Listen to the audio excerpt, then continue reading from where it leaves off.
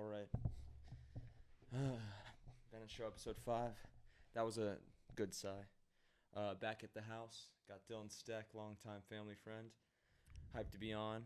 Hyped Hyped to be here. back. Yeah, Yeah. you're hyped to be on. What's up, man? Awesome. Okay, so we've been going through Stecknologies a little bit, talking about it, kind of. But I'm still, so it's kind of about like getting our information more like, or understanding our information a bit more. Is that kind of like what it's about, or just like getting it quicker? Yeah, so I definitely say that like at the beginning I was really focused on the values because I didn't know what the end goal was going to be. Yeah. But I had this journey of soul searching, of just doing research, development, trying to explain it to people, interacting with people on social media, building Yeah. during the pandemic, and I'm now at a point where I have a much clearer vision of what exactly it is. So what I'm building with my company, Stecknologies, is this product Cortex, and Cortex is a browser for more focused work. So what it does is instead of having a bar of tabs to manage that makes it really difficult to jump between task to task, Cortex creates these threads that are like Twitter-like threads Wow. to manage all of the So you different. scroll, kind of. Exactly. Wow. So it's like if there's a different conversation that you are like browsing about, or there's a task that you're working on, or there's a rabbit hole that you go down, Cortex will use like AI to determine like the main category of that thread. So you can like go down different rabbit holes without like being worried about like where the tabs are organized. And then to make sure that you can focus on work instead of having to, sift through content on different sites, find information, Cortex creates this like internal database called the Nexus that connects, Nexus. Wow. playing on like the science, Cortex, Nexus, nerve center of your digital life. It's kind of been playing with the AI the shit. name, and you know what I mean? So I have this like thing in the background that's pulling data from all of your apps. So when you want to find information or you want to get a task done, instead of having to sift through where the information is located, you can type it into your search bar and it will search all your apps and all the search engines, and it will give you like context in line. So if you're like reading an article and you remember that there's like something in your notes, for example, that's related to the article, instead of having to go back, it shows you like the most relevant like cards from all of your data sources. Wow. But where I'm really focused on right now is this terms of like automating work that is really distracting you from what is important. So what I find really annoying is there are a lot of these little mundane tasks of like creating an event, sharing information with people, transferring data between applications. So these little tasks where you want to make that data or that app a little bit more extensible and maybe like run your own little program or do something hacky. In most cases, you can't really do that unless you're like a developer. You create some own little like script. And that's not what we want happening. Yeah. So what Cortex does is it finds the individual actions that are available on each website. Wow. So like creating a document, finding content, doing whatever you want. And it allows you to like plug and play from like different apps. So you could basically type in, find data in my Google Sheets, send it to this application, This is crazy. send it to the 5 people that I text last. Wow, that's super impressive. Thank you. That is like Thank you. that feels as if like say I'm working on something, right? Like a movie script or my shot list, right? And I wanna see my script while I'm doing my shot list. Exactly. It would be so much easier. Exactly. And I think really the goal in the future is it's a, I call it browser now just because a lot of the data that we interact with lives in the cloud. But in the future, a tool like Cortex would be talking to all of your apps so that in the same workspace you can have, Final Cut. You can have Final Cut, but let's say that you want to find some information online. You go down the rabbit hole to find that information without losing your place, and then you can embed what you found directly in Final Cut without leaving it. Totally. Wow. That's super impressive. Thank you. We both are just like, or more impressive for you, or like No, you're doing some more crazy shit than me, but like we both kind of started our stuff during sophomore year, kind of, right? Yeah. Like I started doing, I was always into, cause you were kind of into tech like way back when, but you weren't really jumping into it until sophomore year, kind of, right? Well, I guess like before I answer that, like why did you jump into like all of this sophomore year? So for me, like I always had this thing, and maybe I'll put it in a video one day or something, but like down the line. But I don't know. I always had this thing with my stuffed animals and shit, and like with like toy Nerf guns, I would call it the BENNETT Show, and like I would just like reenact my favorite movies and like Indiana Jones, Jaws, all these cool things, like Yeah.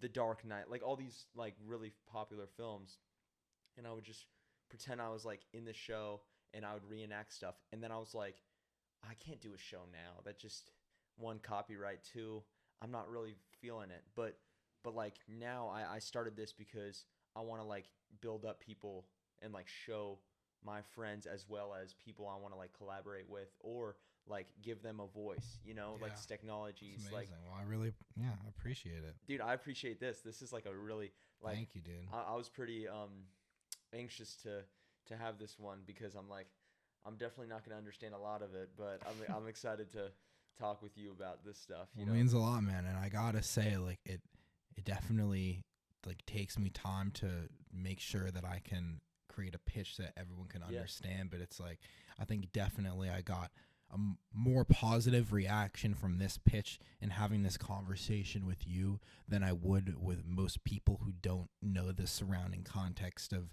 all the niche subdomains and categories yeah. that are sort of around like the space that I'm building in that are that's more closely related to the strategy that I'm Yeah. taking and whatnot. But So you're kind of saying specifically like Silicon Valley-esque people, right? Like well, like you would tell them their pitch and they're like, "Oh, we already know about like tech stuff." But for me, like I don't know a lot about that stuff. So it's like more of like a different environment for you. Would you well, say that kind of? well, I think that's part of it, but I think really it's just that a lot of what I'm trying to do is replacing what currently exists, Mm-hmm. and that a lot of times people have a very hard time accepting that new change Yeah. when it's so radical from something that they're so attached to, Totally. even if that thing that they're attached to is a piece of shit. Yeah. You know, Facts. I don't know if this is a whatever. Oh no, you can curse. I Okay. don't care. Yeah, Yeah. but so I feel like sometimes when I talk to people about this, it's either too new and they don't Yeah. understand it, or they understand that it's new, but they have this bias that Yeah. because it's new, people aren't going to adapt to it. Yeah. So I've had to take a very long time to do more research and development to validate certain theses so that I could take a more craft approach. So instead of sitting here and being like, I'm going to create a browser and a pitch that my grandmother can understand right now, I'm trying to find the best use cases that will show the vision Mm-hmm. for as far into the future as possible. Because for Totally. me, I started working on this from a young age because I do have like on my computer, it's called Stecknologies Vision, and it's a document of, you know, dreams that I have for 20 years in the future of like Wow. kind of different like things that I want to build and ways I want to take the work that I'm doing. And I feel as though if I can take this approach of finding the people who understand that vision Yeah. in today's scope, so like Yeah. defining it with the tools around me, Mm-hmm. then I have the best chance for taking it, you know, Into the skies. exactly. Because if I just take it to some investor or someone who doesn't really know about all these little like niche communities and like the reasons why I'm It's deciding, important and stuff. or yeah, or even Sorry for interrupting. no worries, but like not even just why it's important, but like I think the reasons why the app right now is more dedicated towards like the prosumer, Mm-hmm. you know, Yeah. like really the niche market that I'm really tailoring to right now is like I wouldn't call it a knowledge worker, but like there's this group kind of like on Twitter in like the self help Yeah. like realm of people who are like I don't even know what the term is of what they call like a self coach, a growth coach, like a you know those types of people who Yeah. are like help you organize like your productivity, but then Yeah. they'll also do like strategy and operations, Oh yeah. and they're just like it just seems that I've been seeing a lot of different people like this on Twitter, like these people who, you know, maybe they've done operations in the past because they worked in tech or they worked at a VC firm, but they also have these very intricate productivity systems, and because of that, you know, they're doing like productivity coaching because of the buzz and productivity apps, which is kind of like in the sector that I'm building in. Or Yeah. so I think I'm trying to choose like a very niche market that's around some of these different subdomains. And what I'm trying to do is, although the vision does like, although I can't really like point to something and be like, this is what it's going to be like there are a couple adjacent tools in the space that aren't browsers, but they have certain functionalities that give glimmer of the extensibility that I want in my tools. Yeah. So I'm just talking to the communities around there, and I'm trying to find like basically a tribe of people who I believe would be early adopters to a product like Cortex. And the strategy for building in the long run for me is if I can tailor it to the needs of those people first, Yeah. and if those are really the people who are having an issue with this problem, then the strategy there is really solving for the people who in this case are the most quote unquote marginalized, the people who are the most maybe not disadvantaged, but the people who have the most agony and the most strife in this current problem, this current headspace. And Yeah. once you solve for them, then it helps everyone else. You know, it's Yeah. similar to how in New York they have those big curbs, Mm-hmm. you know, that started for one person, so that, or not one person, but for at least a smaller subset of people. But because they have those curbs, it helps everyone. Yeah, totally. I'm gonna go just re-record on the camera because it takes 12 minutes. Okay. Oh yeah, totally. So, I think that's a great idea where you kind of focus on the little person first, and then it kind of okay. Snowballs into Yeah, it's no, or it just adapts into like everyone will see it as something like in my perspective through film. You make your movies for the people that you know will enjoy them, right? So like say like I'd make a skit because I think my friends will find it funny, but then other people will find it funny because Yeah. they're like, oh, this is cool. It's like other people will gravitate towards your success if like they're enjoying what you're giving out, right? Yeah. So Exactly. for instance, like haters will hate because they don't agree with what you're doing, but then people that like will come with you, like with influencers, right? They people will come along for the ride because they resonate with the person, or they want to become that person, right? So I feel like this way of thinking where you're making it so you're kind of focusing on like that one, like the self help kind of region of people, right? Kind of somewhat. Yeah, basically. That will like go into some like people will other people that aren't even about the self-help like area, right, will see it and be like, oh, I don't want to do that, and then they'll notice and be like, oh, this actually is awesome. Exactly. You know? That's what I kind of did with this, you know, because like this is like secretly like a self like, oh, let's all like be successful, everyone, like let's do something with our lives, but then I just show it as like a podcast where I'm just with my friends. Yeah, that's amazing. You know? And then I think also just the more that the community builds, like obviously there are certain milestones in the roadmap that I want to reach, and there's a vision that I have for it. But as the community builds and as people find their own use cases based upon how they use the tool, then that will kind of scope out what it becomes. Totally. Yeah. Yeah. It's smart, you know. Thank you. You're really intelligent for this stuff. Like, thank you. We're living in a new age, and the science that we're thinking about is computer science. You know, like with science is still going on today. Like, I've read a meme. It might have been fake, but you know those memes that are like fake news things where it's like new physics just came out. Like, it might be wrong, but like the new science right now is computer science. You know, and like it's computing with this stuff. And I was talking to one of my friends, and we were talking about AI, and I was getting really nervous. I was like, oh shoot, I don't want to die like during Terminator, and like I don't want to be I don't want to have my brain uploaded to the cloud.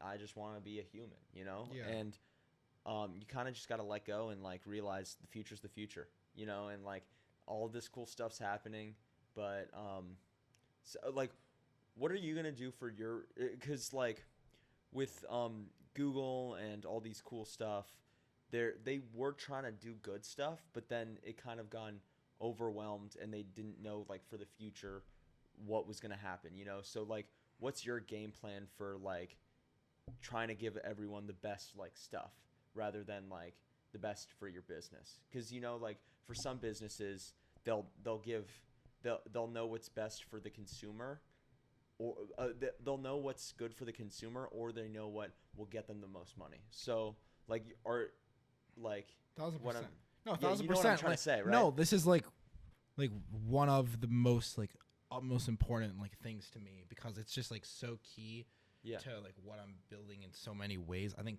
part of it is from the ground up. Like the reason that a lot of these products are like, have you seen the film The Social Dilemma on Netflix? Yeah, great film. Yeah, bro. Like okay, so basically a lot of the research that I've done is from the center that the main people in that film work for, Wow. which is called the Center for Humane Technology. And then one of the guys, I don't know if you know Azo Raskin in the film. I think so. One of the main. I love the movie. It was Yeah, like my favorite yeah. movie of the last year. Anyways, one of the main guys, like his dad was on the early Macintosh team and wrote this whole book in the 90s called The Humane Interface. Wow. That was like a precursor to all of this persuasive design that's kind of flooded the past 20 years. But really what I think the issue is the business model of all of these companies is on ads. And they're tracking you all across the internet, as I'm sure you've seen in the Social Dilemma. So your goal never really matches the goal of the product manager when they're only trying to drive like daily active users, but not even just daily active users, but like how can we change what you believe? How can we change? Yeah. You know what I mean? It's brutal. Like that's the crazy part of it. And I think that it just seeps to so many different levels. Yeah. And we've been tricked into thinking that knowledge and creation is democratized and free when we are not being paid and we are the product. Yeah. And our attention is the product. You know what I mean? It's an attention economy. Very well said. And I think what needs to happen is we need to make this transition from the centralized internet to a more decentralized one. And the reason why I want to create Cortex is to not only help us create this, you know, so and so transfer of power back to the people, but also redefining how we actually interact with this content. Because I think one issue for me that I have with technology is I don't love how we're all relying on being heads down in a device, and I don't love how disconnected technology makes us feel from the environments around us. And even when you use it, the interfaces and the screens that we're using aren't as spatial, and they're not, you know what I mean? Like in a VR environment, you can use 360 degrees to look around and meet and gather people. But unfortunately, a lot of the software that we're using on computers and phones aren't making enough attempts to try and, you know, make plays on that. Yeah, and bring us together kind of. Yeah, and also just create the proper affordances for the proper tasks as well. And I think the issue is because of the accumulation of all of this mistrust in our centralized sources of power and truth, we're at this point where it's very difficult for us to stay connected to not only what is true, but to the real world around us. And I think that we really need a radical change in the way that we create technology, because like, as you just said with the AI thing of just letting it be, like the AI can completely overtake us. Yeah. Like the AI can completely overtake us. Even like, right now. Like literally right now. Yeah. Like it's kind of ridiculous, but like with the right systems, like we can kind of like take control back. So like some of the ways that I'm trying to help us take the control back, one is so to do a lot of that work of sort of automating the actions and finding the information.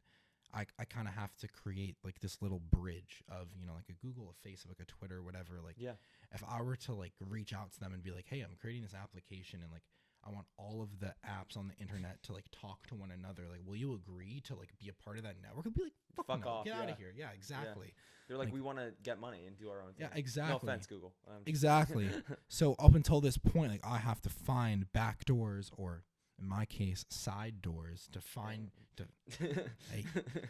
to finding this information. Yeah. So to actually build this bridge, because a lot of times people in the tech community will say, hey, let's build a decentralized internet. Bitcoin's at over $50,000. Let's just like clone Google, clone Twitter, clone all of these tools. But then the actual tools themselves, like the clones, are just pieces of shit because they were like built in 24 hours. Yeah. No one's using them. The network is small. The developer tools are sparse. So we need to, as much as we need to build infrastructure to get people to add to that network in the future, we need to bridge the gap between that Web 2 and that Web 3. And as we're able to, then all of the data, I hope, will be stored on, not on Bitcoin, but basically on an Ethereum network. Wow. Which is just like, I would say, think of Bitcoin more as like a gold reserve of the internet. And Ethereum, I think, will be not only a technology for storing actual contents, not just like documents, but like pieces of content. Wow. Like your name would be a piece of content, that would like link to like everywhere Bennett Hardy is referenced. Yeah. You know what I mean? But also just like events and other things like that. Yeah. But if it's all on Ethereum, then not only can we be storing that content in a like decentralized manner, but imagine reverting that model of us being the commodity and allowing us to make money on interacting with content, allowing us to make money for posting content. Totally. Like whether it's a micro or a macro transaction, for all of that to be powered on this one network. Because if the more that we build on that network and we have governance around it, then we can try and look out for one another. For one another and for bad actors. Yeah. And then at that point, there definitely are a bunch of like lofty goals I want to have of like moving past computer screens and finding new mediums of, can you, for example, like have some device that you carry around with you so that as you're moving through a city, the architecture on the city, knows that it's Bennett Hardy and you're running late to a meeting, and on the wall that's like most convenient in like a building, it's like turn left here. Wow. You know what I mean? That sounds like some Black Mirror shit. Okay. We're getting to 20 minutes and 20-minute rules, so that's where I keep my podcast at, like around 20 minutes. It's been a really, like, this one, I've had a blast with this one because like this one made me think a lot. And I was like, dude, this one's been a blast. Thank you, bro. I'll just say my experience before I go. Like, I totally get, like, with the internet and we're using our powers to, like, with, like, a bad connotation, Like, I quit my socials and stuff. Like, I'll still have my Instagram just to upload and show that I'm doing it. But simplifying your life and, like, ease of access is really, like, the point. Like, that's what the internet should be. Like, helping us become become the most the best people, humans in its sense, like helping us, like helping everyone in like general just blast off, you know what I mean? Exactly. I think the first step is just being able to democratize knowledge and creation on a level that we never had before. And I think past that, there's even a chance to find ways of interacting with technology interpersonally or in a social environment in a way that, it might make more sense because we can make things that are extensions of our body or work well with the way that our bodies work, or work well with the way that we work in a social environment, or work well with the way that nature is set. I think that is really the core that we need to get back to is creating technology that feels as though you could leave it in the woods and pick it up 1,000 years later and it would just kind of turn on and someone just be able to totally use all right it, It's been great. Loved having you on. Definitely going to be another one day, like when you're back in Cali or when I'm in New York. Hell yeah. But yeah, I've had a blast. All right, I'll be around, dude. Episode 5's done. See you around. I'll be Yes, around. sir.